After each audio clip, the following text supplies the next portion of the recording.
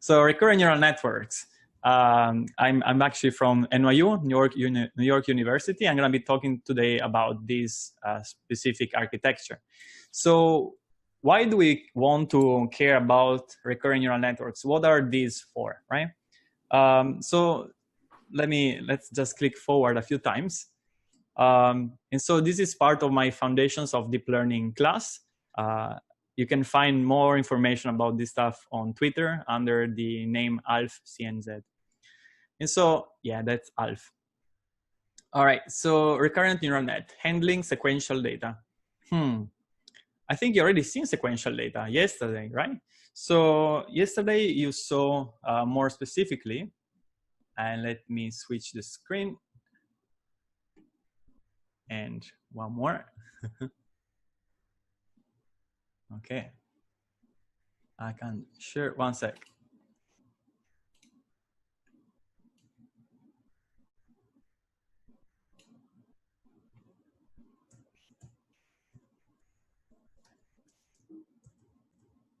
All right, so yesterday you saw this, this slide, right? So you should be familiar with this one. What are these CNN, right? What do they have? They have three main components. They have sparse interaction, they have weight sharing, and then they are equivariant to translation. So if you can have some specific property of your data, if your data has some specific property, then you can use, okay, thank you for muting yourself. So if your data has specific properties, then you can use convolutional neural net. What are these properties? So if the data has local interaction, so only values that are close together have some information, then you can use some sparsity in order to exploit that factor. If the signal, the data is stationary, meaning that a similar pattern happened multiple times over the signal, then you can use weight sharing, okay?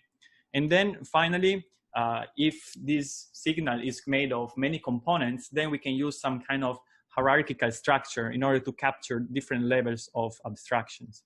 And so you can use convolutional neural network to deal with sequential data that is, developing over one direction or even two directions if it's an image or more. If those properties apply, sparsity, locality, stationarity, and then this kind of compositionality, which is allowing you to use the hierarchical structure. What does happen if you can't, if you don't have these properties? Well, if you don't have these properties, then you can't really use convolutional neural nets. And then we have to talk about a different kind of architecture, which can capture the information that is laid over time, okay? And so this is like the connection between, from yesterday's lesson on convolutional neural network. So far, everything should be clear, right? So can you communicate back to me? And you understand this part, right? So I see the chat. It makes sense so far? Okay, all good, all right. So again, you need these kind of properties. If you don't have these properties, then we have to do something else. And that's why we introduce these recurrent neural networks. So let's figure out what these things are, okay? All right, so recurrent neural nets. So a vanilla neural net or a simple neural network, you have three components. You have X in pink, which is my input. Then you have a hidden layer, which is some sort of internal representation. It's called hidden because you cannot see. It's not at the input and it's not at the output. It's hidden in between. And then you have the blue Y hat, which is my output, my network output. If you're an electrical engineer, you can think about this as like a combinatorial type of logic. Your output, it's simply a function of the current input, okay? So there is no kind of state variable.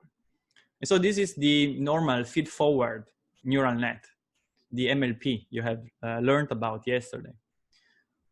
Today, instead, we're gonna be talking about something that has a state.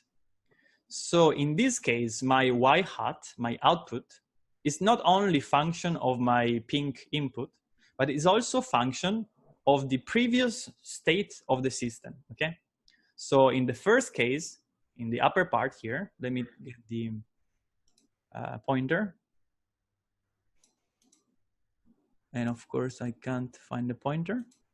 Okay, laser pointer. So in this case here, in the top part, you had that the output, it's simply a function of the hidden layer, which is a function of the input. In this case, the output, it is, yes, still function of the input, but it's also function of the previous value of my internal representation. And so there is a concept of state. Our system has a state. And so this is very similar. Again, if you're an electrical engineer, you can think about this as a type of sequential logic, where my output is function of the input and the state of the system, okay? So far, that's the main difference. Stateless before, state with state now. Cool, good, yes? Okay, how can I see thumbs up? Hold on, let me see thumbs up participants. Okay, I have the participant view under my, and of course I cannot select the thing. Hold on. Arrow. Okay, move this away. All right, awesome. Okay, so let's figure out this additional kind of syntax. So these lines here, one line here, Alfredo, this electrical analogy. Okay, that sounds good. So this arrow here means I'm applying a transformation. So X gets transformed into H. And so to better represent this kind of transformation, Jan LeCun, which is a founder of this field, uses this kind of symbol over here. So I have like a kind of projectile type of symbol, which means it is a feed-forward transformation, okay? So my X gets transformed, which is probably like a matrix multiplication, a non-linearity, into H. And then H gets transformed into my Y hat, which is the output of the network. Similarly, here you have the X gets transformed into H, H minus T minus 1 gets transformed into HT, and then the final HT gets transformed into Y hat. And so this is just like a notation thingy. All right, cool. So that was the main point of this recurrent neural net. From here, we can think about how you can combine this type of memory for doing different kind of applications.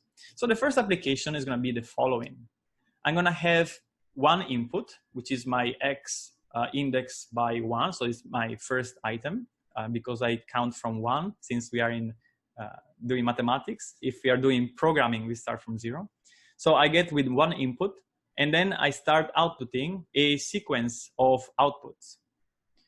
And in this specific case, I have my first input that is going inside the hidden layer, and then I get my first output. Then I take my output. Someone is talking. I cannot hear. No, okay. It was not wanted, I guess. So I have my output. I feed back my output inside the input here, and I generate the second hidden state given the previous hidden state, okay? So the second hidden state has a input, the previous output in this case, and also the previous hidden state.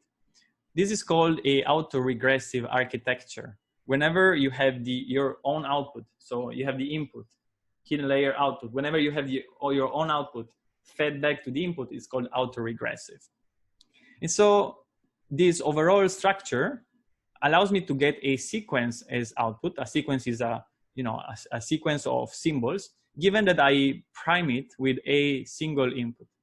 So now, question for the audience. This is a architecture which is mapping one vector to a sequence of vectors. Can you guess an example of this kind of, like what could be used this kind of architecture for? Can you guess a type of application this architecture can be used? DNA sequencing, sequence. What is output? Translation. Translation I would say you have a sequence as input, right?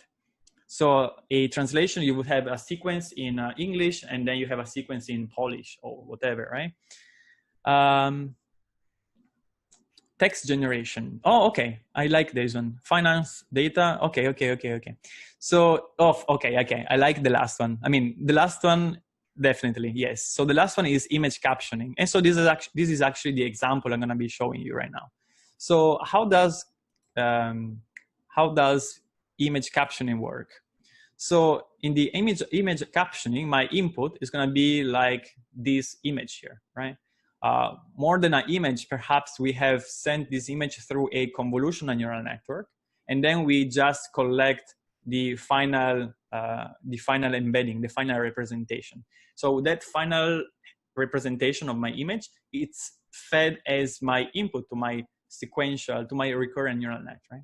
And so given that I provide the embedding, the hidden representation of this image here on the top, we enforce the network to output the sequence of symbols representing the following sentence: a person riding a motorcycle on a dirt road, period.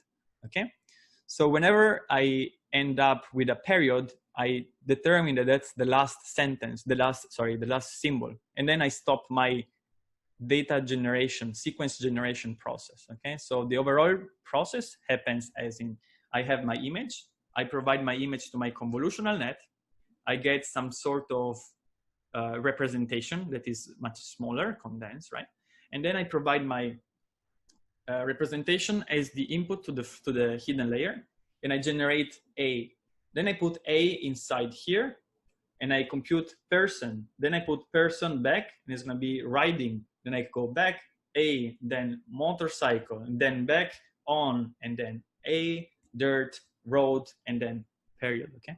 And so this is how you're gonna be generating a sentence. The same below, right? So you have this kind of image that goes inside a convolutional net.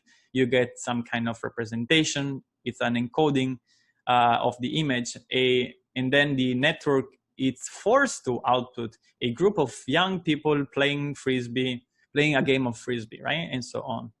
And so it really looks like it's described the scene without errors. Nevertheless, this is the testing set, right? So this is like whenever you try to do some test. It doesn't really always work. Like 2 dogs play in the grass in the first case. Well, I count 3. So you can already tell that networks can't really count. Or in the second case, 2 hockey players are fighting over the puck. Well, I don't think they're actually fighting. There is just one guy in the first scene, right? Or a close-up of a cat lying on a couch. Could be a couch, bed couch, right? Doesn't really lie. But again, you can go further and you have like a red motorcycle parked on the side of the road. Well, that's kind of pink. I mean, it's cute, and I'm not sure that's a motorcycle. Or you can get like even worse. Like this one is gonna be like a yellow school bus parked in a parking lot. Well, yellow, correct. You got the color right. School bus, not entirely sure.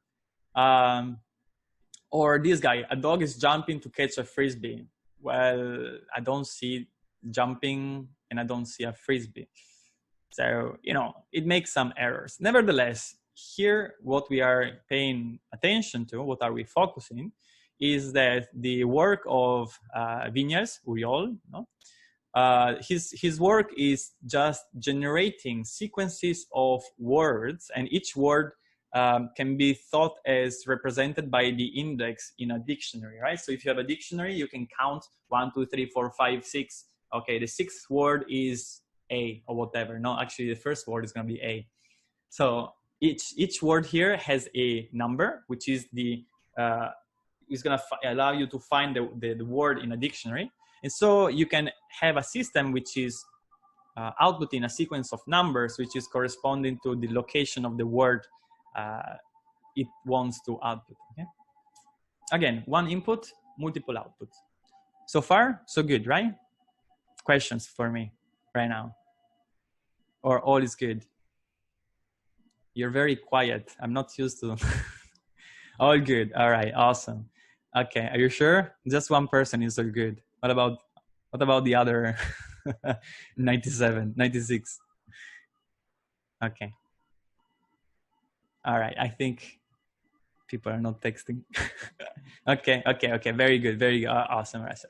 All right. So let's go back to the diagram of how to use these state networks, right? So the first one we said vector to sequence of vectors, right? So vector to sequence of vectors, and the data generation process is happening by autoregressive technique, right? All right, okay. So what else can we do? Well, we can do just the opposite, right? So we can have a sequence as input, and then we output a vector. So for example, in this case, you're gonna have my sequence of x's. X represents the input. Every input on my slides is gonna be in pink. So every time you see something pink, it's the input. And then the curly brackets represent a sequence. Which is indexed by lowercase t. And then my output of the overall network is just the final outcome, right? So I put 1, 2, 3, 4, 5, whatever inputs, and at the end I get the latest output as final value. So question for the audience: what do you think a possible application could be, right? So I think someone mentioned 3 blue, 1 brown. I'm actually, you should check out my latest video with my student. We made some stuff like 3 blue, 1 brown. Sentiment analysis. Yeah, I got the first suggestion from Carlos. Yes, so sentiment analysis can be a way, but actually I'm gonna be showing you something else. Machine translation, not yet, because machine translation will be a sequence in English, perhaps, and then corresponding connected to a sequence in Italian, Chinese, any language you like, right? Genomics, classification. Okay, there you go. I go with classification for this one. Actually, no. Okay, classification for sure. So you can do something that is called sentiment analysis. For example, you can provide all the words in Amazon review, and then you try to get your network to predict how many stars that review has. Okay, so you can collect all the Amazon reviews, and then you can automatically try to predict how many stars. Or something, since I like Twitter, you could predict whether Twitter is going to be going viral, right? So you can predict how many likes or reshares a given tweet has just based on the text you're inputting, right? Perhaps you should also consider the image content, right? So maybe you want to use a mixed approach there. All right, back to reading the chat. So, okay, so someone said classification. What can you also say? If it's not classification, what is likely to be? Okay, text to image actually it's a good one, but it doesn't kind of work too well yet. But actually, yeah, text to image works. But it's like a generative type of network. Music generation, not sure, because it's music. How would you generate music? Would be like one too many, right? Anyhow, I'm gonna give you this example. Maybe you haven't heard about. So, you know Python, right? So in order to execute Python, you need a interpreter on your machine. Why not using a neural network to execute Python, right? Why not, right? Usually we run a neural network on a computer. How about running a computer on a neural network, right? So, for example, my input is the following. I'm inputting this sequence of symbols inside a neural net. J equal 8,584. For X in range 8, J plus equal 920. B equal 1500 plus J. Print B plus 7,567. And then we force the network to output 25,011. Period. Okay, so this one can be seen as output in a sequence of actually digits. or it can be thought as, you know, outputting actually a real number. Okay, let's take it this way for this moment. Maybe it's not, you know, maybe it's just outputting like a output sequence, but let's imagine this is just outputting a scalar value, 25,011. Okay. Or another example, which is a bit more complicated. So we start with the initial value of I. Then we compute C based on I. We print C if something happens, which is like, should be always true, right? So 2,641 is always lower than 8,500, but nevertheless, the network doesn't really know what's the meaning of these symbols unless it's trained in order to output a meaningful result, right? And so the target is going to be 12,184. So in this case, you have the network, which is learning how to execute a program, right? How interesting is this, right? Maybe it has also some practical applications, but this is just, you know, an interesting type of showing that this network can do some convoluted type of reasoning, okay? Could you please clarify again what vector here represents? If a sequence is a series chain of data, example text and digits, yeah. So let's go back. So for this part here, I think it's done. So let me go back to the previous slide. No, we were working here. So in these cases, and I'm going to be addressing Tarek question. So I was mentioning sequence to vector. So when I say sequence to vector, it means I have a sequence of vectors and I map this sequence of vectors into a single vector. So a vector, it's simply a, you know, whatever dimensional item, right? So usually my axes live in a Rn dimensional space. And then I have, you know, several, I have capital T of vector X, no? So this is a vector, it's a bold font, and it's my input vector because it's pink. And then I have a curly bracket. So it's a dimensionality reduction. The dimensionality reduction means you change the size of the vector. So if my vector, my input vector is Rn and my output vector is Rk, if k is smaller than n, then this is called dimensionality reduction. So you reduce the dimension of the representation. In this case, my input is not just one vector, it's a sequence of vectors. And so what this recurrent neural network learned how to compress time in order to give you one representation, which is taking care of the whole temporal information, right? So you get something that is like a sequence, and then you can think about having this sequence squeezed into one singular representation. On the other case, on the right-hand side, we have just one vector, one single element, and then this process, whenever we send inside this autoregressive network, this one is going to be generating several several outputs vectors, right? Which are of you know, same or different dimension, doesn't matter.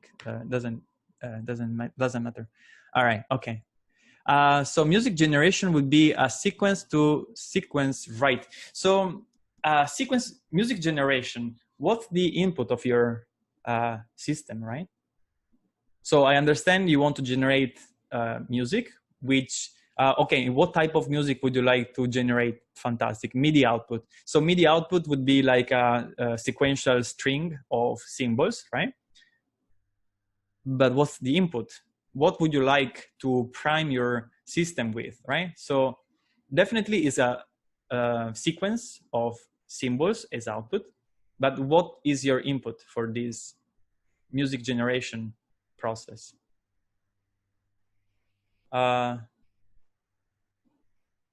Copy the style, okay.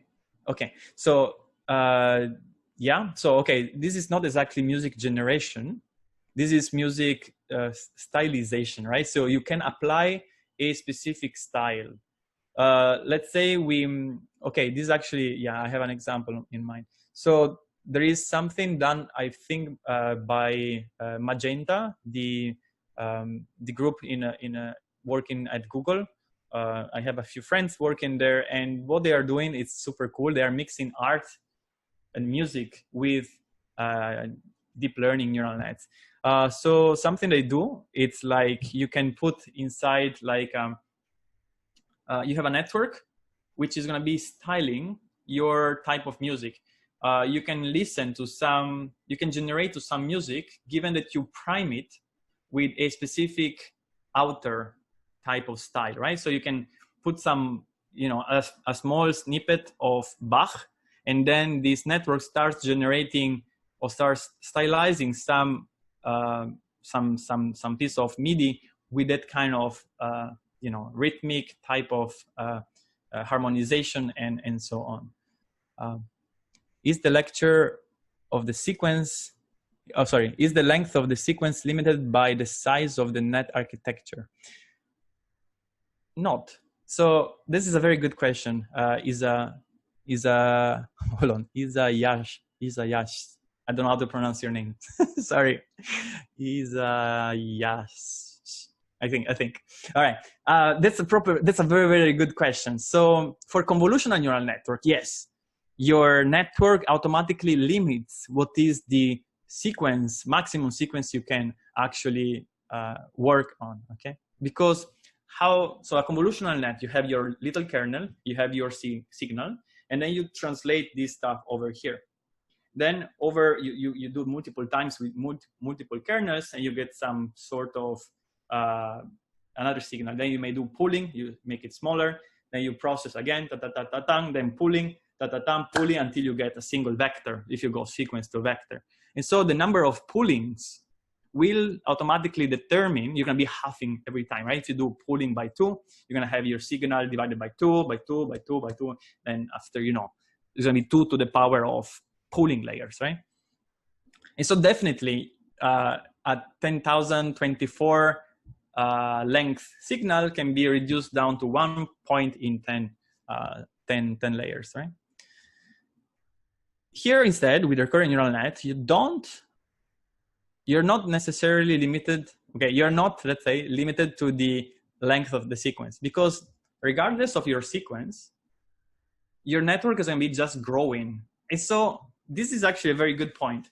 So far, you've been learning about deep networks, and the depth is being like, you know, you stack multiple layers one on top of each other. This is the input, the low level feature, and then you go up, up in the hierarchy until you stack the last layer, right? And so you have a deep network because you stack deep many layers, right? So if you jump from here, it's very deep. These recurrent neural networks instead, the depth can be seen as in temporal depth. So as long as you keep feeding things inside the network is actually elongating, right? And the more data points are, the more symbols in the sequence, and the more the network will extend in time, right? And so these networks are networks that don't layer up in vertical, in depth. Well, you can definitely also, you know, make multiple layers, but they will automatically extend the depth in time based on the length of your sequence, right? And so the network doesn't really have a specific length. The network will automatically adapt and extend in order to deal with your specific sequence. This is so cool, right? The first case here on top right, regardless of the translation, regardless of the caption, right? You have an input, an image representation, and then your network is going to be outputting a sequence of words. And this stuff keeps outputting stuff forever until you reach a period. And whenever you reach a period, you do like if blah is equal period, then stop. But otherwise, you can have an infinitely long network. Andre, so did I answer your question? Is a Yash? I don't know how to pronounce your name. Sorry. See, the network length is mean of the data set provided. Huh? Is the mean of the data set? I'm not sure I understand this question, Andre. But again, the network will automatically change its temporal depth based on the specific input sample, right? You stated that the length is dynamically adjusted. Yes, that's correct. So the network length is growing based on how many times you, so okay, how do you implement this stuff here? So to implement this one using PyTorch, you just have a for loop. And you can do like for I in length in your sequence, or for little x in a sequential x, feed each item inside the network in a for loop. And so, you know, the network length in like the network, sorry, not length, the network depth in time will keep extending for as many times you go through that for loop, right? So you can think about this like for x in a sequential x, y hat equal network of that current x, right? We're gonna be going over the code, but it's just a, you can think about this as like a for loop, right? Going over every element of your sequence. So the overall length would be a mean of all the instances of, no, okay, so the length doesn't change. Sorry, the length, there is no inherent length. For every example, there is a specific length of your network. You have a sequence with one input, your network is gonna be just deep one in time. If your specific input is like 256 items, it's gonna be a 256 item. There is no average length. The unit, the single unit, it's just one guy, right? So this is what I showed you before. You have like a relationship between your output, your hidden state, your previous hidden state, and then your input. We're gonna be going through the math and the details in a bit. So if it's not yet very clear, it's gonna be soon. This is still me giving you some kind of, you know, rationale behind how to use, how these networks can be used, right? So now I'm explaining how they can be used. After, I'm gonna be showing you all the specific details and also the implementation. Also, question to the organizer, how much time do we have in total? Just so I know how to handle time. Sorry, I didn't check before. All right, someone can tell me here in the chat. 1 hour, okay, fantastic. I have 1 more hour. Okay. 1 hour. Yes, hour. Yes, I saw the someone wrote here.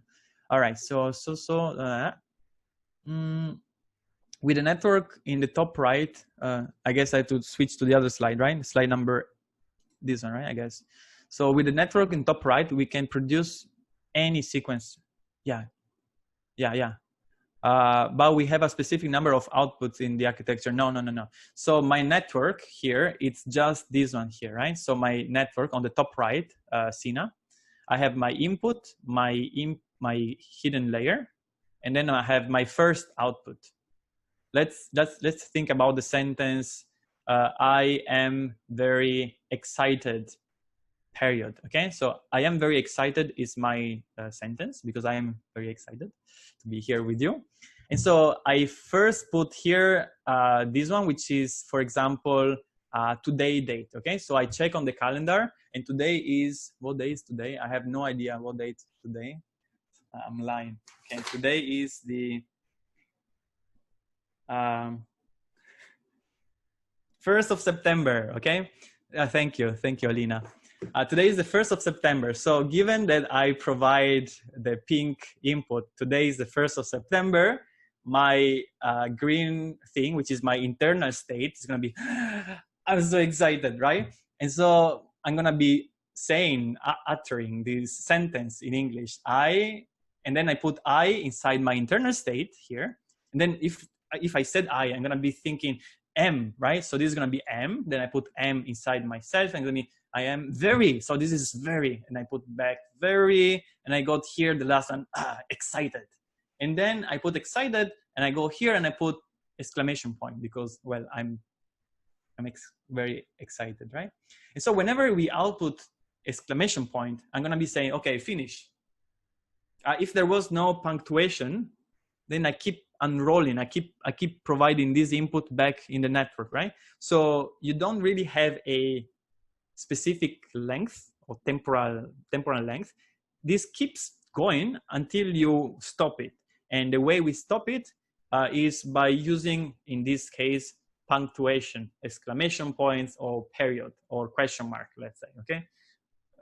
To be honest, these are like, we have special characters, right? We have like end of sentence, EOS. So if you provide an end of sentence, which is like a specific token, which is a specific symbol, you can, you know, systematically define, oh, this is the end of my data generation process. But the network doesn't have a length.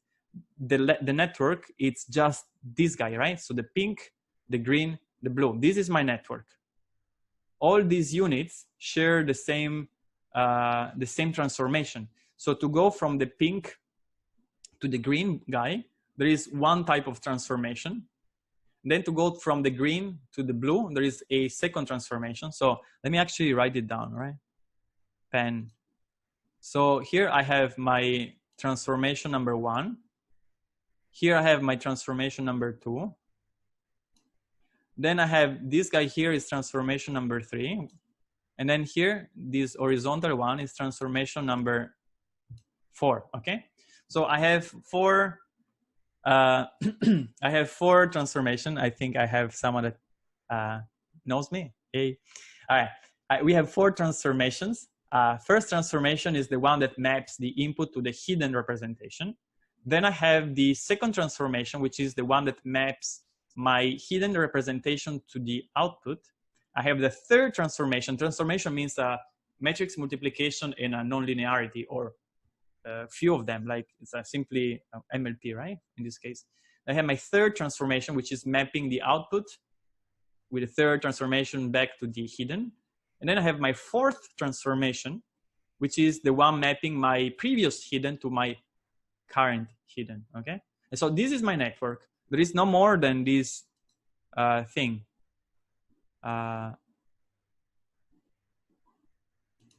So this is my network.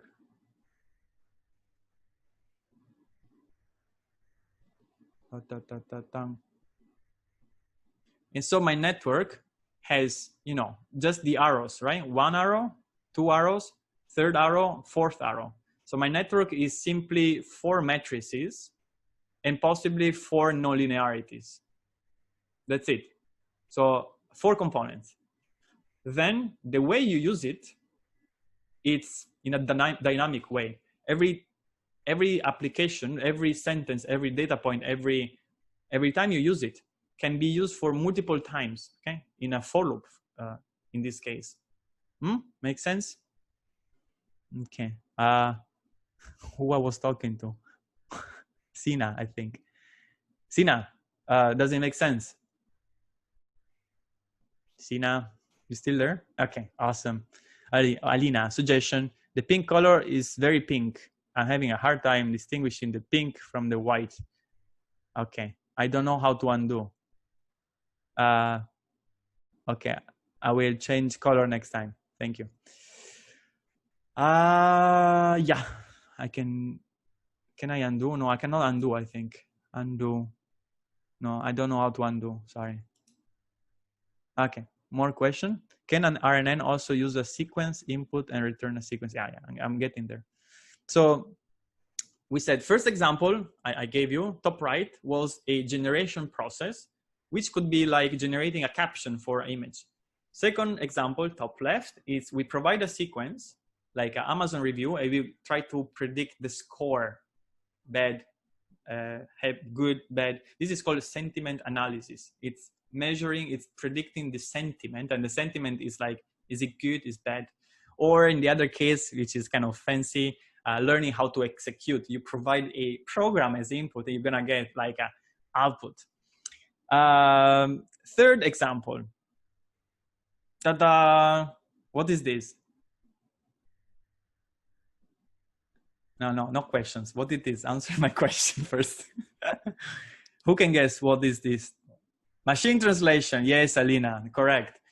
All right, so here, as you can tell, we provide a sequence of pink inputs. So we have the curly brackets of x's, x1, x2, x3, and so on. Then we map this one into my hidden representation, this guy here. Let me go with green. pen. Oh, erase pen. Okay, never mind. Pen color green. So this is my age. Age. Okay. Oh, so bad. Can I? No, we cannot undo. Okay, never mind. Eraser. Eraser. Oh, erase everything. Oh my God. This. Okay, pen. Bear with me. I'm drawing with the mouse. Okay, I should be using the iPad. Oh, autoencoder. Yes, that's a very good point. Yes, Victor. I have lessons on autoencoders. I'm telling you about the how to find all my lessons later if you like how I teach. Right, so here we have a sequence of input, x1, x2, x3. Then we have this final, oh, actually I'm wrong, right? Hold on, this is my final age, right? And not necessarily we need this extra connection, right? So in theory, we could have this to be the same age, right? So all this one, we can have this one as h prime, whatever. So I have my input 1, 2, 3. And so this third hidden representation, we can assume that contains all the information from these 3 inputs, right? So this is like the condensed version, like this guy over here, or like this last green guy, right? The last green guy here contains all the sequential information. Text to speech, that's good. Yeah, this can be sorry, I'm gonna be sneezing. No, I'm not. Yeah, this could be used for text to speech. You provide text here, and then when the text is all parsed, you can start uttering the sequence by using phonemes and other types of representation for the output. Anyhow, so we condense the temporal information into one vector, and then we unpack this vector into a sequence of hidden and with corresponding output. Okay. If you like, you can also do this in autoregressive manner. And so you can also, you don't have to, but you can also do this like this, and then you can do this, but you don't have to, right? This is a way to do it, right? So this would be autoregressive mode. You can, you don't, up to you. You can try what works better. Anyhow, sequence to vector to sequence. And someone like Victor mentioned, this kind of reminds, I should drink some water. See, when I come to Poland, they always give me water. I just get some water, sorry.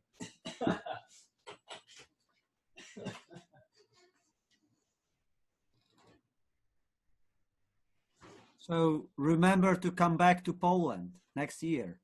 There you go. Say again, sorry? We give you water. Who said something? I didn't hear. Oh, remember to come back to Poland. Yes, I want to come back to Poland. I want to enjoy the dinner with Jacek. Oh, thank you. It was Tomasz here, but yeah. No, I'm saying that Jacek treated me with a very nice dinner last time, so I'm I definitely want to come back to get more treats. And more water. More water for sure. Yeah. I don't do those things very often. Anyhow, we pack the temporal sequence into a vector, then we take that vector and then boom, again, extend it in temporal way. Text to speech can be an example, or another one could be translation, and someone mentioned before. So there is a question from Tasvir, how to use RNN for attention purpose. We will explain next. Okay, I can talk about attention as well if we have some time left at the end. Then there is Diego. Can an RNN also use a sequence input and return a sequence as output? This was an example. This is actually an example, to be precise, Diego, where we have a sequence as input, which get converted into a single vector. So we squeeze all the temporal information into a vector, and then we expand back to sequence, right? Okay, I think I answer everyone. All right, so translation is a typical example of this architecture. So this architecture is also called encoder-decoder. And so this first arrow here is the encoder. Encoder. And then the second arrow here is going to be the decoder. Right? So we encode a temporal information into a vector. I usually like to call this vector a concept vector, right? So I think a sentence in English, I'm very excited, exclamation point, which has like can be having a concept, right? It's a concept that I express in English, but then I condense it. That's my internal representation, right? I'm excited, but I said it like out loud. And then I can say in Italian, right? Sono molto eccitato, which sounds terrible because it sounds that it's kind of different type of excitement. But okay, nevertheless, you know, you can have like an internal state, which is represented by some desire, some internal will, and then it can be extended into this kind of language, you know, sequential representation, which I have to use in order to communicate with you, right? Actually, you know, I'm making my sequence that is, you know, coming out from my mouth gets recorded by a microphone, right? There is like a diaphragm, there's a capacitor here, which is changing the distance between the two things. That signal get recorded, it gets compressed, it gets condensed into something small, sent across the internet, it gets expanded your way. So this is also some sort of encoding, decoding it's happening right now. Okay. Anyhow, I'm talking too much. So this is an example of how the hidden layer can be drawn on a two-dimensional surface. And in this case, as someone was pointing out, let me scroll up. I forgot the name.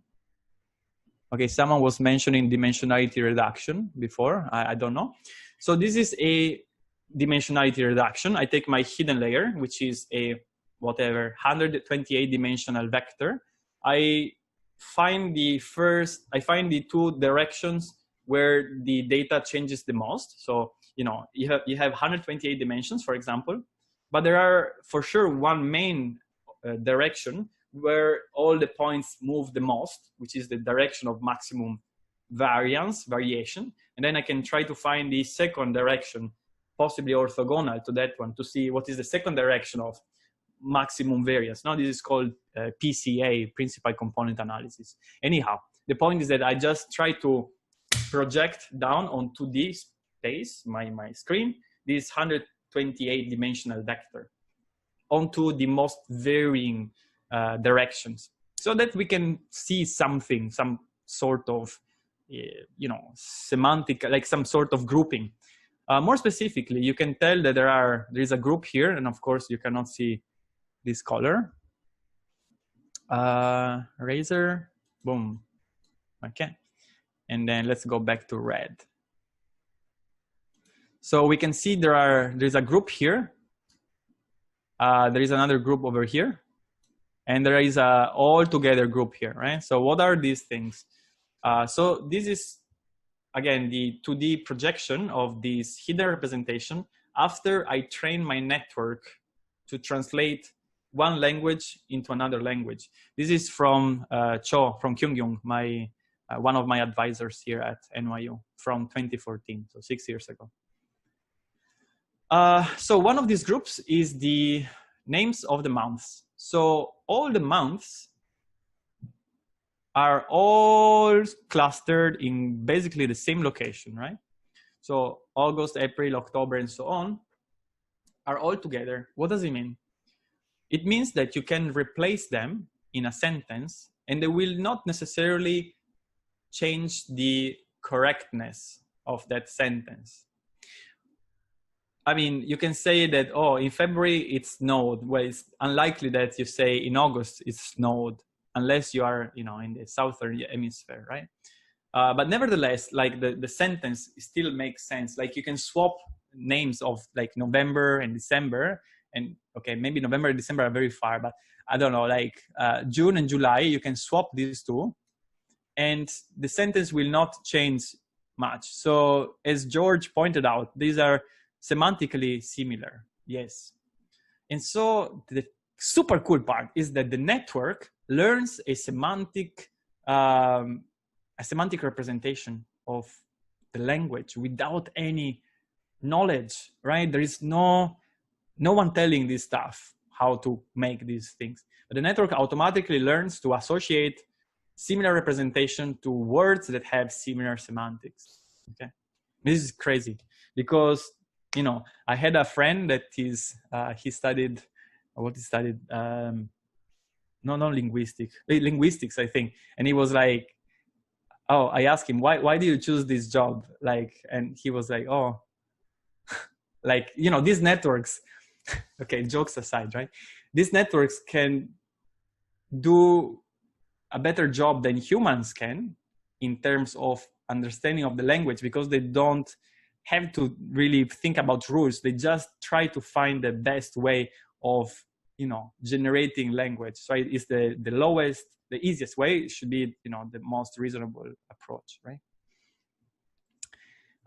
One more example. Here, another region that of the space, we're gonna have over the last 2 decades, 2 days before, for nearly 2 months, 1 of 3 months, the last 2 months, a few months before, blah, blah, blah. So all of these are very quite packed in the same region, right?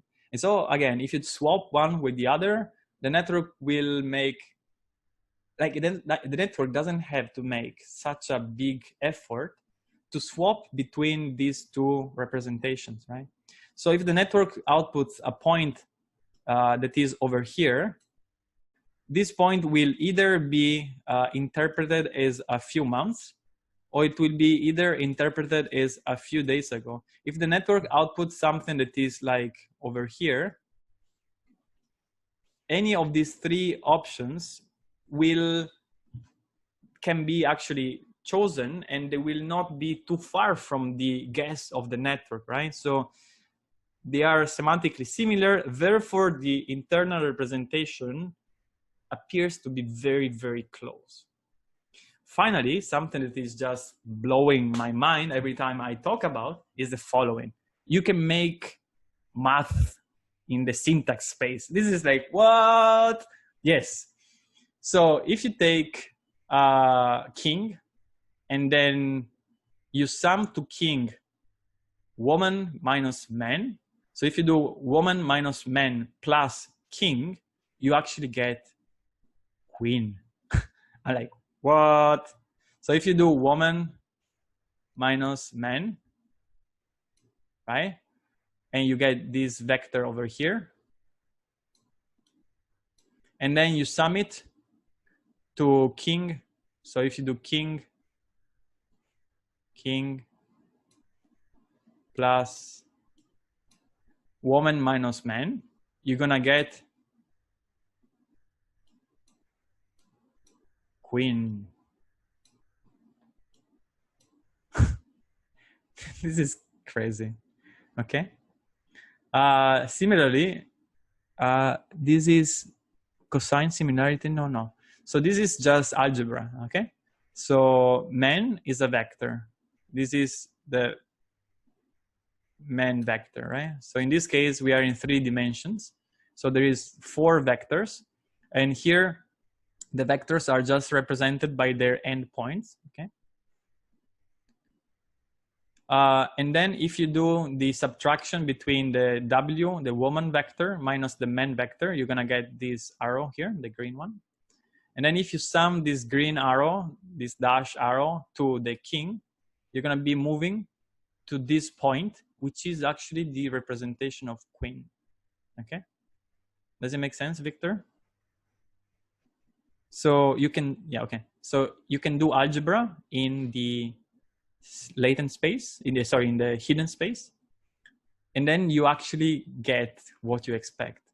So woman minus man plus king, it's a queen, or the other way around too, right? So if you do man minus, or king minus man, right? So king minus man, which is going to be a vector pointing towards king, and then you sum king minus man plus woman, you actually get queen.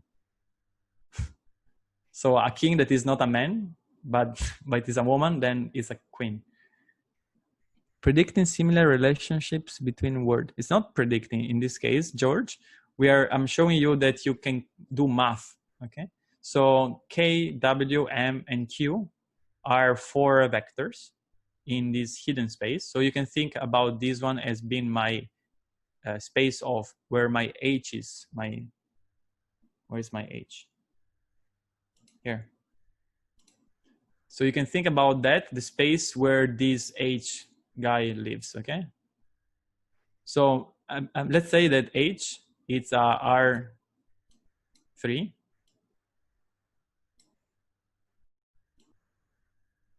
Okay, so H lives in R3. And so right now I'm showing you a little bit of mathematics between multiple H's. I have 4 different H's. I have H1, well, H. So instead of calling H's, I'm going to be calling with the initials. So I have the vector M, which is HM. So H for man, H for like hidden representation for woman, the hidden representation for the king, and the hidden representation of queen. So we have 4 different hidden representation, 1 for each of these words. And so I call them simply K, W, M, and Q. Right now I'm showing you that the location of these hidden representations has a structure, has an algebraic structure. And so you can make algebra, you can make, you know, computations like addition, subtractions, and multiplication by scalars.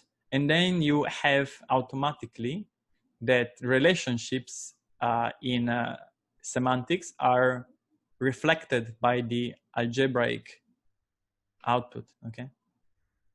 Is it making any sense what I'm saying? Hold on. What is the intuition of this vector addition and, hold on, subtraction, please? Yeah.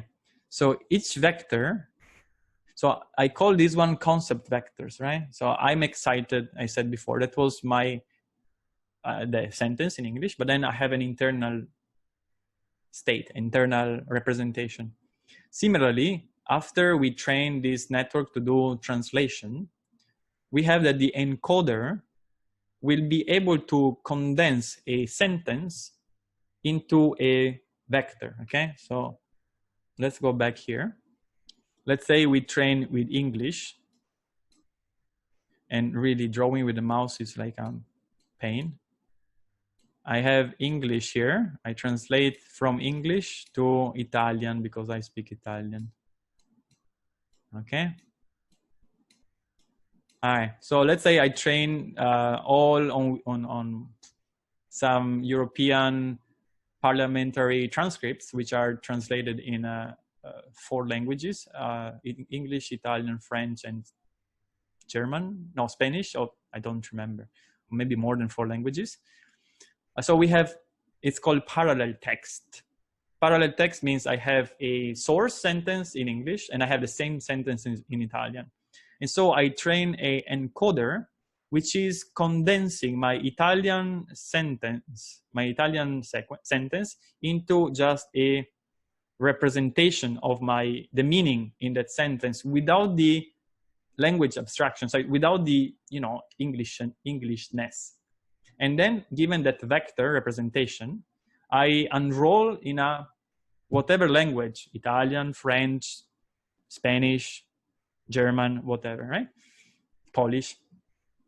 And so again, whenever we perform this, you're gonna be ending up with a vector, which hopefully it's language agnostic. It doesn't know what language it came from, but it represents the meaning of the sentence it maps from, right? And so right now I'm just showing you, I put here the word queen and I have a hidden representation. And I put the word king and I get a hidden representation. I put the word man here, I get the hidden representation of man. And I put the woman and I have the hidden representation of the woman. All I'm showing right now is that after I have these 4 representation, king, man, woman, and queen, you can do the following. You can do a king minus man, so a king that is not a man, and then I sum woman. It automatically, so if you do king minus man, you're gonna get, you know, from here you go in this point here, then you sum woman, you go here, and then sorry, you add woman to this. Okay, king minus man is gonna be this vector, right? So this is the king minus man, and then if you sum to king minus man, woman minus man, right? You're gonna get this guy over here.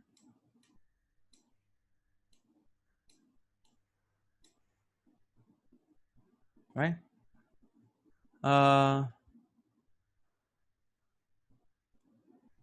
Okay. Cool. All right. More questions? Sure. Anytime. Okay. Where did I lose the last question? Okay. There are many questions. Let me actually finish this part first, and then I see. Another one, which is interesting, is going to be you have a similar relationship between walking and walked the path, swimming and swam. So you can always move the same amount of in same direction, the same amount, and you automatically get the past tense from the continuous tense. Or you can go from the, again, continuous tense to the specific irregular past, right? So this is also another type of semantic algebra you can do. Or automatically this network learns to map Spain to Madrid, Italy to Rome, Germany to Berlin. So it automatically has the same distance and the same, you know, to go from Spain to Madrid, you have the same vector that you can sum to Italy to go to Rome. So if you do Madrid minus Spain plus Italy, you go to Rome.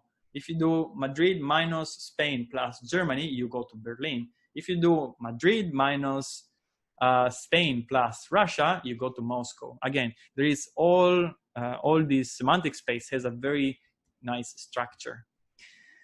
Finally,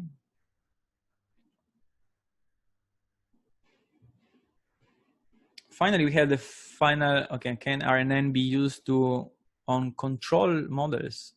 How efficient are RNNs for that type of problem? Yes, they can be used for control models, and I have a full lecture on that. Okay, by the end of the lesson, I'm gonna be telling you about all these other lectures I teach. Yes, it's one lecture and a half, the control stuff. All right, so finally, what's missing? So we have vector to sequence, we have sequence to vector, we have sequence to vector to sequence. Which one is missing?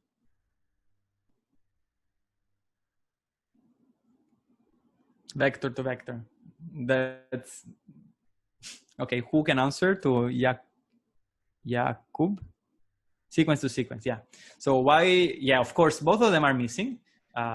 Taras said sequence to sequence, which is exactly what I'm going to. What is vector to vector? Well, vector to vector is, you covered this yesterday, right?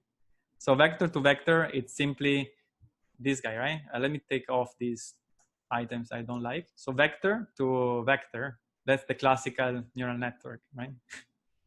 Okay, all right, yes, sequence to sequence, let's finish. So this is my sequence to sequence. You have a sequence of input, and while we provide a sequence of input, you start outputting a sequence of output. What's an example of this kind of architecture? Text. Text generation, yes. Voice recognition, okay. I'm not entirely sure about voice recognition. I think voice recognition actually, voice recognition means, what does the voice recognition? Voice recognition means it finds what type of people is behind, right? Maybe speech recognition. Voice to text, yeah. I think voice to text kind of. So voice to text also has some language model going on. Speech tagging, yeah. So music accompaniment, yeah, actually, yes. So music accompaniment is something we've been playing here as well to generate. Okay, hold on. When I was doing that, I was making an improvisation with the piano with a computer. And therefore you need something that starts talking back to you as you play along, right? So that's definitely music accompaniment. But I like the okay, Timothy, exactly. That was what I was thinking about. Auto-completion. This is exactly a good example of auto-completion. You start typing something and the phone starts telling you what you're supposed to be writing, right? Or sometimes it's, changing something. You write, and then it writes duck. Why do I write duck all the time? We don't know why I write duck. All right. Code generation, like the OpenAI. Yeah, exactly as well. But I like this one. So this one, you write, the rings of Saturn glittered while the harsh-eyed two men look at each other. What's happening here?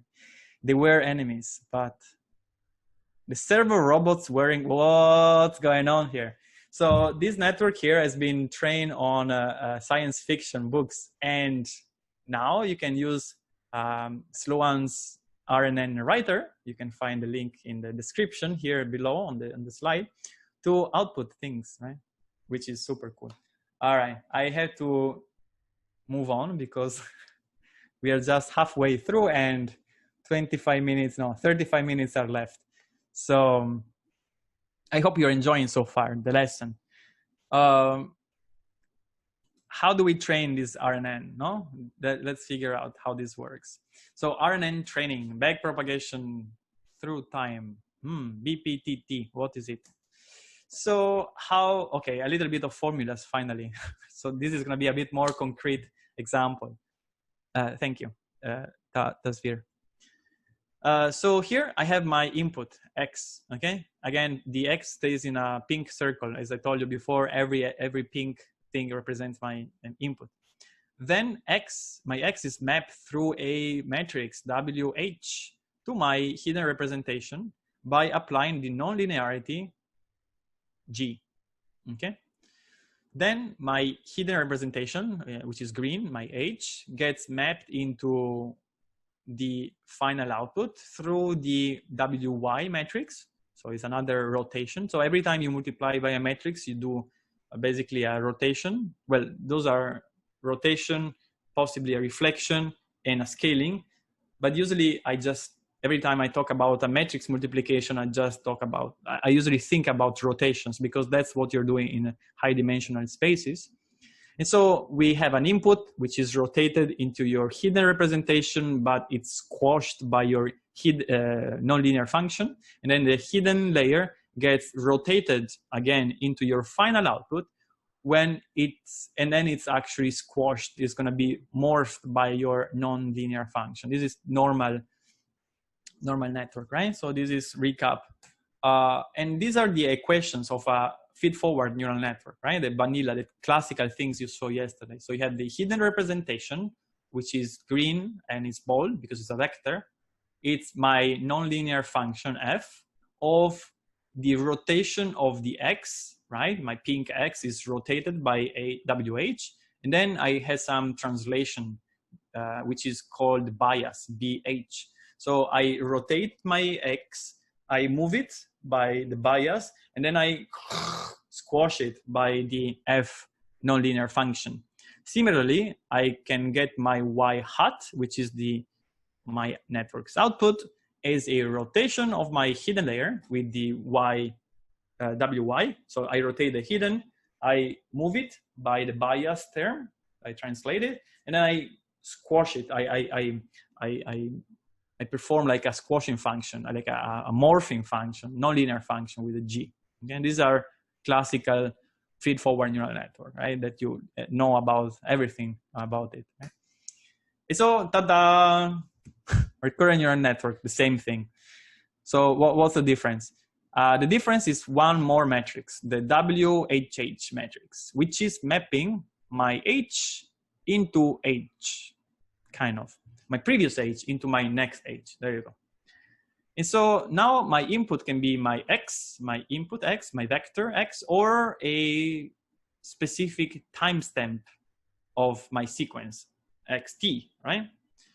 Then I have mapped this guy through the WH X through the H, right? Through the squashing. I also have this additional term. And then here I'm gonna be outputting my Y hat T, like if it's a sequence, or I just output the last one, my Y hat capital T, okay? Cool. So what are the formula? Formulas are exactly the same, but it has a additional term, okay? So my H at time T, so I have square brackets. Square brackets means it's a discrete sequence of items, right? So I have my nonlinear function. I don't know why it's G, and this is F, sorry. This is F, of course it's F. So I have my nonlinear function F of my rotation of this thing. What is this thing? This is the stack of X and H, right? So I take my input, I have my previous hidden, I put like a big vector, and I rotate this big vector with the WH matrix. This is the same as thinking you have two matrices, WHX and WHH, and the WHX operates on X, and then you do plus WHH times H, right? So it's the same thing. If you, this stack version is going to be the same as this one times this one plus this one times this one, you know, classical matrix multiplication. All right, and then we have plus the moving, the translation, and then we squash. The first, then I also have to tell you what is H0, what is the initial value of my hidden. So at the beginning we say, oh, 0. So we don't have a initial value. So at the beginning we're gonna just rotating my input with a bunch of zeros. And then the next time around, you're gonna be inputting the next timestamp, the next symbol in the X with the previous representation of the H. All right, so you get this H, which is like a sequence of hidden layers. And then my output, Y hat, at each timestamp is going to be my G nonlinear function of the rotation of my hidden, which is exactly the same, right? So Y hat didn't change at all. So this is exactly the same. The only thing here that changes is that you not only rotate the input X, but you rotate the input X, and also you rotate the previous hidden state, right? The internal representation. So far, this is all the math there is in RNN. So there is like one difference, which is these square brackets with these two guys, one on top of each other.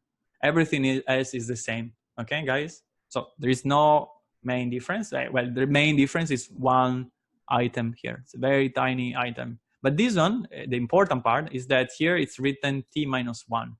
So my current T, right, my current guy, depends not only on the current input, but also the previous value of the state.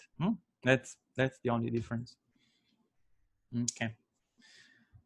Makes sense, right? No? Yes? Is the notation clear? Have you seen this stuff before? Yes? No? It's scary? Yes? Lovely? Okay, you like it. I'm glad you like it, Victor. Okay, awesome. Okay. All right, so how do we train this stuff? Okay, there is no big deal. As I was telling you before, you can think about these networks as, you know, expanding in time, right? And so these are deep networks, but in time domain, right? And so how do you go from past to future? Well, with the WHH, right?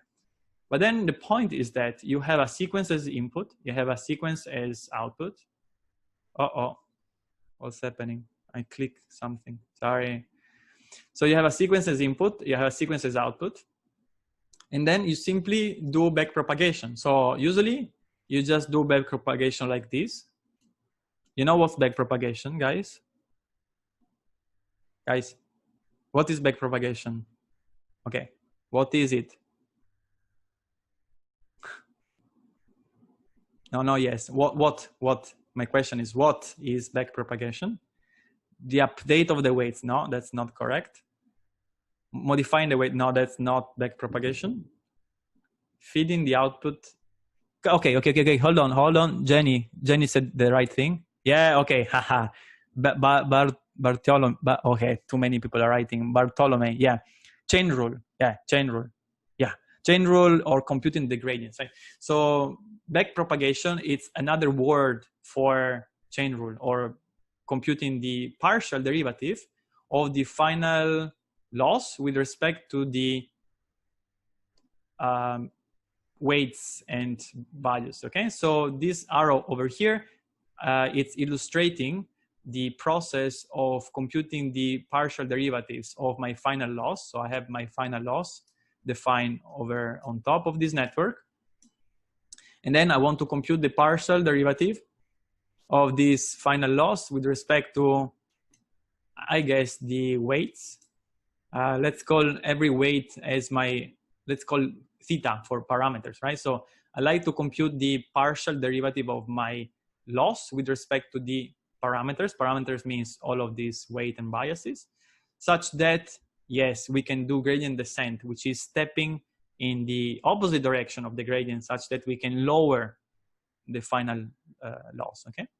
And so usually you do backpropagation just this way, but since we have a temporal component, you're gonna be also doing backpropagation this way. You also do backpropagation this way. You also do backpropagation this way, right? You also do backpropagation this way. And then one more is missing, and do backpropagation here, right? So every time you see an arrow going one direction, there is also an arrow going the opposite direction, which is doing backpropagation, right? So the arrow shows you the direction of forward propagation. Every time you do backpropagation, you have to go in the opposite direction of an arrow, right? Okay, but by knowing the error delta, you can slightly modify the weight by their respective contribution. Yeah, that's called gradient descent, right? So gradient descent is how you descend, you decrease the loss by using the direction of the opposite direction of the gradient. That's called gradient descent. That's how we modify, that's how you can modify the weights in order to lower the loss, right? That's gradient descent, which is completely a different algorithm than backpropagation. Backpropagation is the computation of the partial derivatives of the loss with respect to the parameters. Okay. All right. Okay. We are also getting close to the ending part, so we have to talk about how to implement this stuff, right? Anyhow, so this is how you do backpropagation through time. There would be here a training example to train on language model, but for this time we are going to be actually going over. I mean we're going to be skipping this part. You can find this on YouTube. Actually, all these videos, all my lessons are recorded and available online. I'm gonna tell you about this later. Yeah, 20 minutes, but I have yes, Jacek. Oh yeah, 20 minutes, but Jacek pointed out I have still 20 minutes, but we have a few more things to cover in the theory part, like my presentation. But then there is also the practical part, like how to code this in a PyTorch, right, in the notebook. Can you share the control lecture? Yes, I will share everything at the end of the lesson. Don't worry. You can also find me on Slack, right? So every question you have, so I think now we'll try to cut a little bit the questions, and I will try to finish the lecture on time. Any question you may have, you can type it on the Slack channel after the lesson. I will address all of your questions. Okay, don't worry. And also the lesson is recorded. This one, right? Okay. So vanishing and exploding gradients. What's happening? So I'm trying to make it just intuitively this time to explain what's going on. So why couldn't we train deep networks 10 years ago? Do you know? Question to the audience. Okay, hardware for sure. No data for sure. Those are two very good points, guys.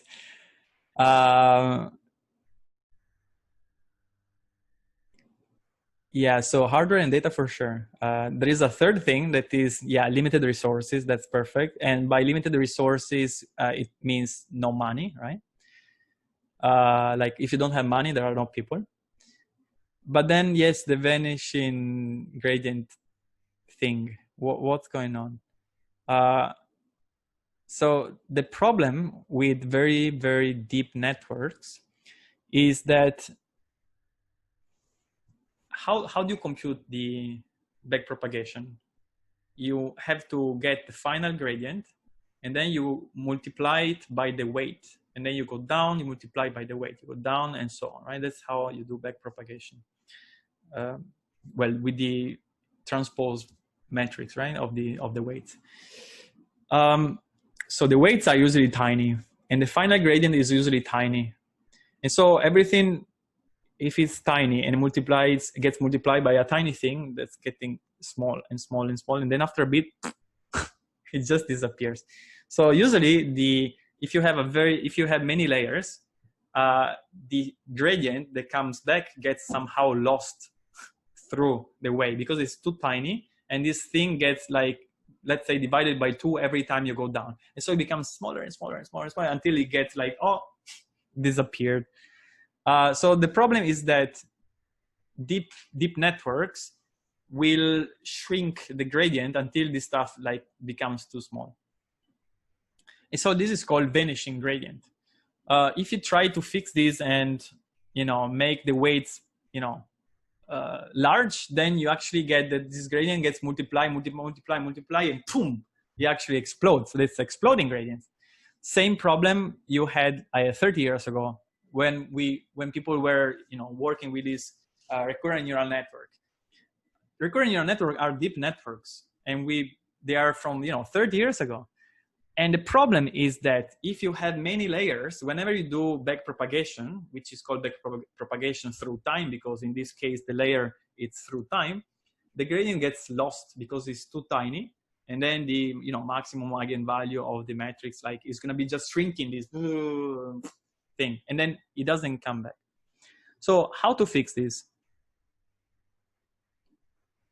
Yeah, floating points. Yeah, there are floating points. Basically, if you are smaller than something, you're gonna get skip connections. Yes, George. George is correct. So a major revolution we had in 2014, I believe, from Kaiman He, that now should be at Facebook, I think.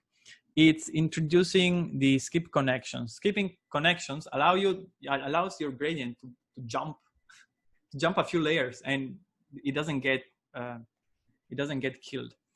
Other options, it's just not to shrink the gradient, right? If the gradient collapses or explodes, well, how about we don't do that? Why does that happen intuitively? Yeah, so why happens? Because the weights are usually very tiny, and also the gradient is very tiny. You multiply a tiny number by a tiny number, it becomes very, very tiny. You do that a few times, the thing just becomes very small.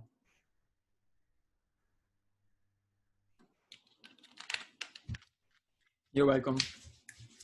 All right, so how do we fix this? Well, we do this. In this case, we have something that I like to call it a highway structure. So my number one, it's my input. In this case, you can think about this drawing here as an open mouth, like open mouth, right? So if the mouth is open, the input goes through the open mouth. And then here the mouth is closed. And so the mouth is closed, nothing goes through. In the other case here, the mouth is open, so the input and the hidden layer travels to the second hidden. No output, no new input. This one keeps traveling because there is an open mouth, and it keeps going. It keeps going, and then we open now the faucet, I think it's called, the thing where the water comes out. You open the mouth, and then woo, things come out from here. Here the mouth is open, so things keep going forward. And then you have the final open mouth here. So things go up here, okay? And then you close the mouth, so nothing goes forward. Finish. This is how you fix this problem. What is it? So each of these mouths, guess what? It's a neural network, okay? And so how many neural network can you see in this picture? Don't consider time, right? So 1, 2, 3, 4, 5 is multiple time steps. You just consider one of these time steps. So how many neural networks can you count?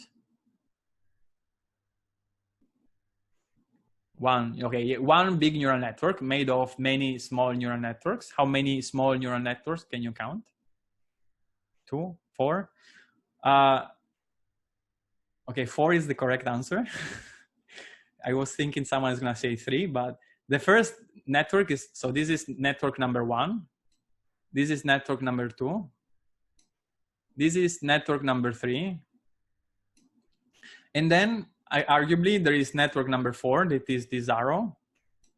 And then possibly there is network number 5, which is this arrow, okay?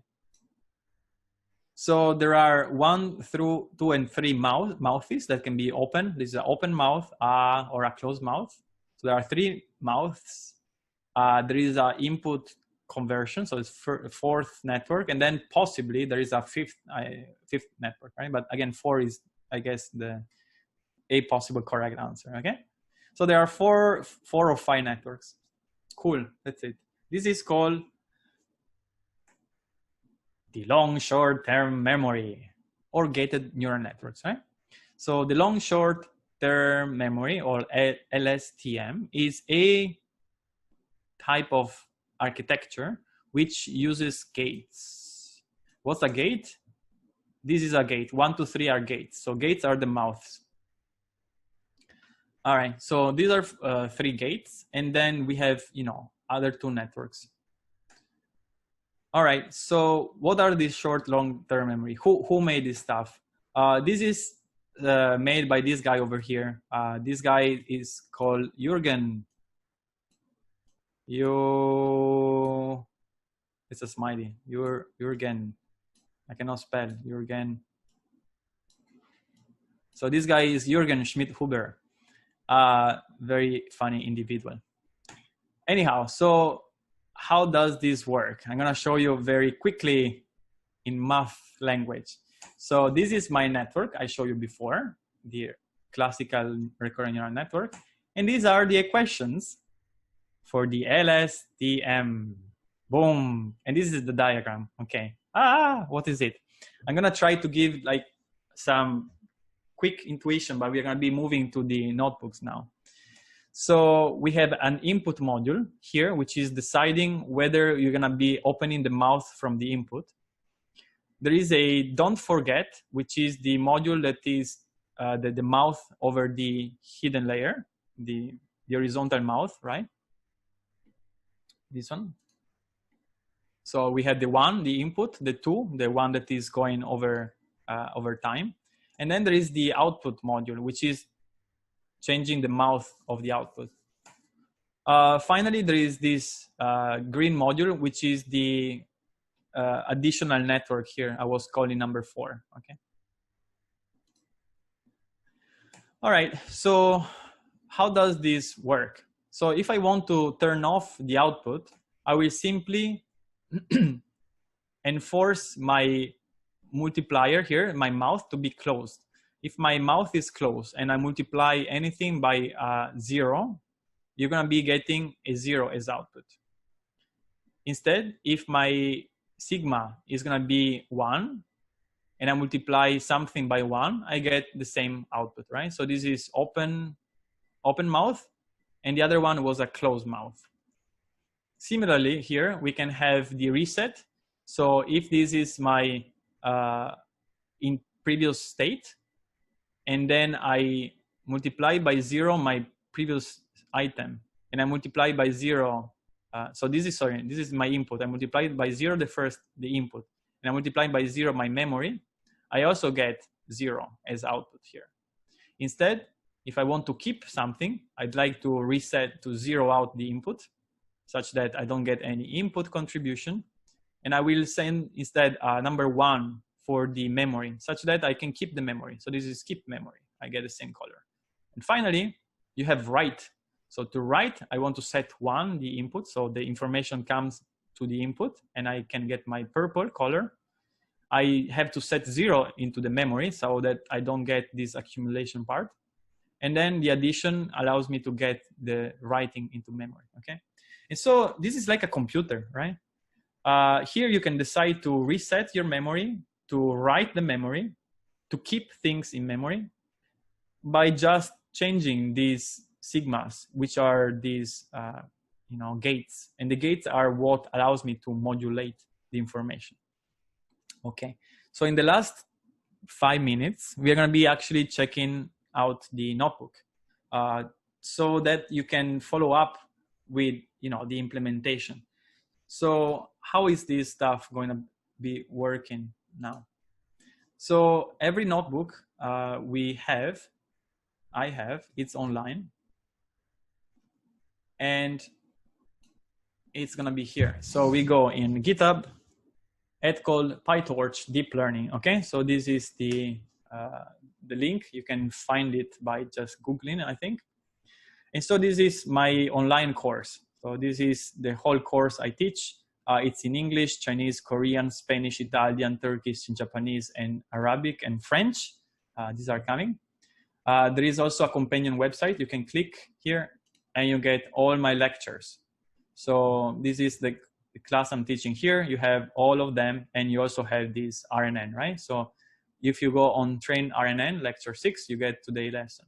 And someone was asking me about predictive control, how to do control. This is the lesson number 10 you want to check. This is how to use our recurrent neural network to do control. Or this is control with prediction and planning under uncertainty. In this class, I teach here with Jan and at NYU, okay? Anyhow, so today we're gonna be actually checking out 2 notebooks. To run these notebooks, you can simply click on this icon, Launch Binder, and this one is gonna be automatically running a notebook for you without you installing anything. Or otherwise, if you want to use Colab instead, we're gonna start with number 8, sequential classification. So you can do copy link, then we create a new page. We write Colab, we do /, I paste my notebook. I just remove this HTTPS. So I have GitHub, okay? So I have Colab research google.com / and I just paste my URL, right? So both cases work. In this case, okay, it's still loading.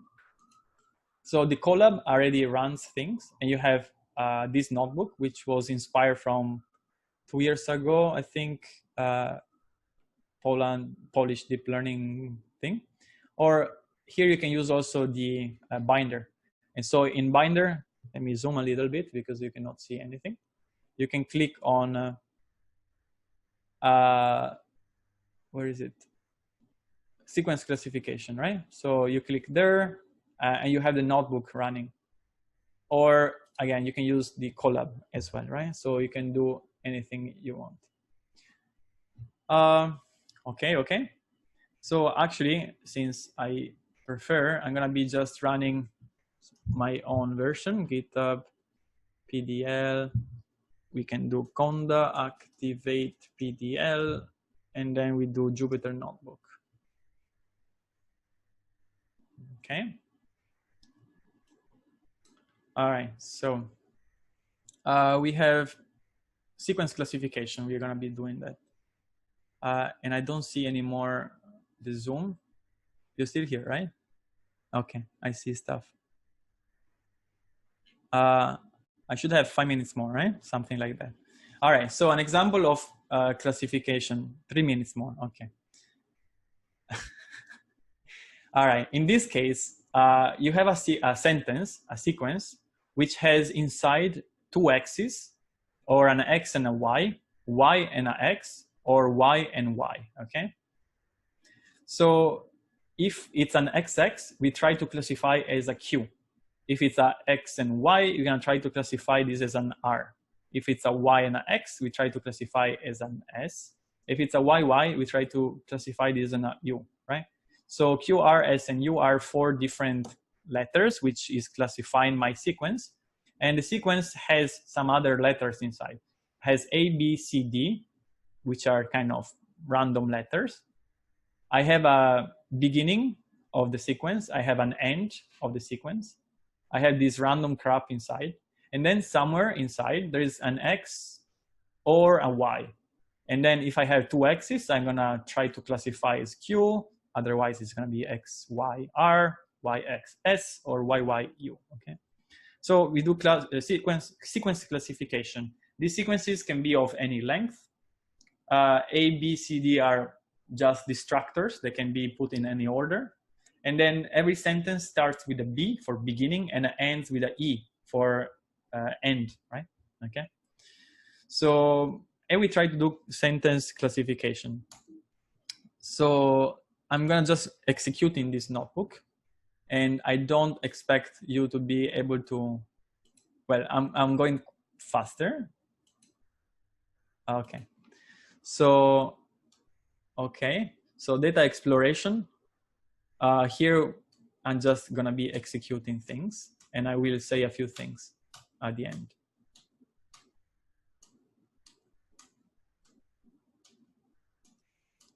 Okay, so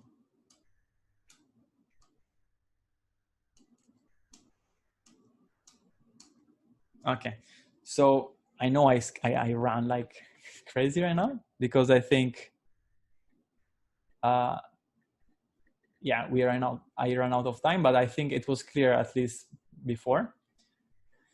So this is the data I just described to you before. In this case, we have beginning B, X, CX, so an XX, it's the Q, and then we have CB and then E for the end. We define a model, it's a simple RNN, and I compare it with a simple LSTM, okay? So we compare a RNN classical with a LSTM decayed version.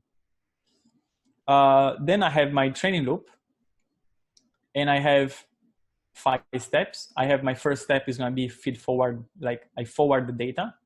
The second step, I compute the loss. Third step, I zero the gradient such that I don't accumulate things. Now, step number 4, which is backward, the computation of the partial derivative. And step number 5 is going to be the step in the opposite direction of the gradient. So we define testing loop, which is the same basically. We put all together, and then we train both networks, the RNN and the LSTM. So I show you here the RNN, the first 10 epochs. It goes quite up, and we reach like 50% accuracy in 8 epochs. Instead here, I show you the LSTM, and the LSTM reaches 100% in 9 epoch. Well, 10 epoch, right? So we start from 0 to 9, so 10. So here I show you again, from 0 to 10, 0 to 9. So in 10 epochs, we reach 50 something, 55% accuracy. If you just wait a little bit longer, it's gonna be go up to 100%. So we can make not easy, but harder version if you want. And instead the LSTM in 10 epochs actually reaches 100%. Of course, if you train for longer time, the RNN gets to 100%, but in 40 epochs compared to the 10 of the other one. And in the same case, the LSTM here reaches 100%. The notebooks are on GitHub. You can find, I'm gonna be writing the link on the Slack channel, okay? Don't worry. Here we do some model evaluation. So this actually was written by my student. Okay, thank you for the link. And so here I'm gonna be showing you how the network outputs, you know, it was like X and Y, and then R was labeled as R, right? Then X and X is a Q, and then was labeled as Q.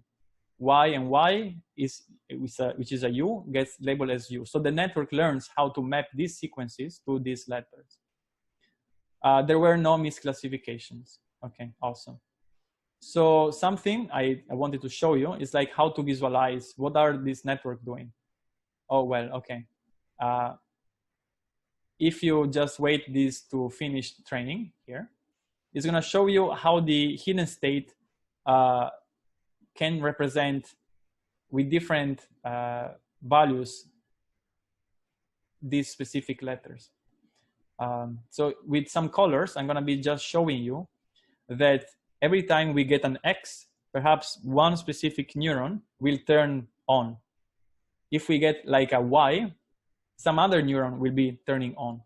And so if this stuff finished training, it's gonna be able to show you how the network, it just finished right now. That's fantastic. So you actually finished to train, it got some issues, it got back up. And this is how the network sees things. Let me unzoom a little bit. This took forever because I made the sequence longer. So you can see the network is, this neuron is red, red, red, red, red, red, until it finds the X. And so then it's gonna be blue, blue, blue, blue, blue, blue, blue, blue, blue. So in this specific case here, you have the network, this neuron, it's triggered by an X. Some other neurons, this one gets triggered also by an X, or, you know, there are other kind of things you can try to read here. And so that was pretty much it.